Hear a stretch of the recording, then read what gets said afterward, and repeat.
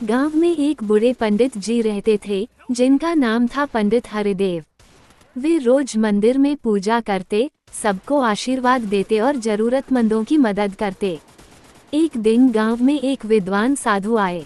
उन्होंने लोगों से पूछा, तुम्हारे गांव में सबसे धर्मात्मा व्यक्ति कौन है? लोगों ने कहा, पंडित हरिदेव। वे हमेशा मंदिर में पूजा करते हैं, कभी क्रोध नहीं करते और सभी का सम्मान करते हैं। साधु मुस्कुराए और बोले, मैं उन्हें परखना चाहता हूँ। परखने से पहले स्टोरी एक्सप्लोरा को सब्सक्राइब करें और वीडियो को लाइक भी करें। अगली मजेदार कहानी को मिस मत करना।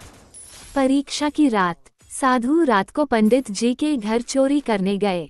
वे जानबूझकर आवाज करते हुए सामान उठाने लगे। पंडित जी उठे, पर बोले नहीं। उन्होंने चुपचाप एक और कंबल उठा लाकर चोर के सामने रख दिया।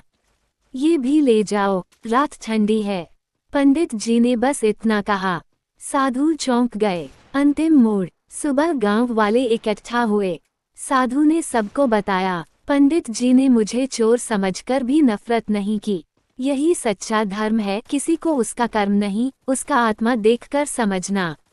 तो इस कहानी से हमें ये सीख मिलती है कि धर्म केवल पूजा या मंदिर जाना नहीं है, बल्कि करुणा, क्षमा और प्रेम से जीना है। हर रोज की तरह आज भी सुमित ऑफिस से रात को अकेले घर लौटा।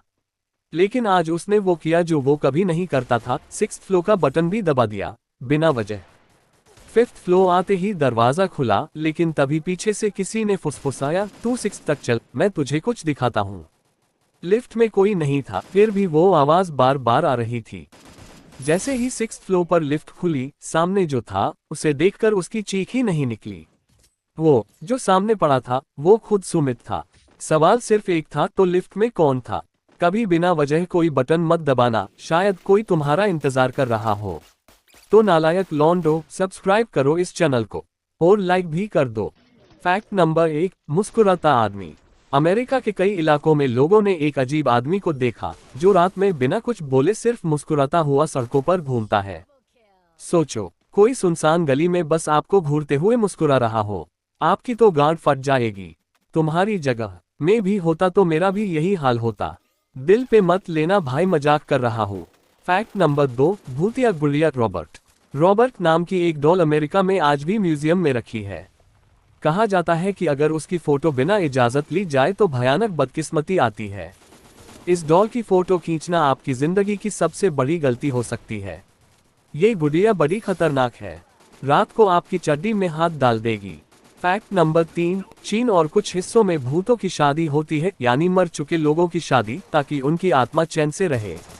ये सब चाइना में ही हो सकता है, क्योंकि हमारे यहाँ जिंदा लोगों की शादी नहीं होती, मरने के बाद क्या होगी।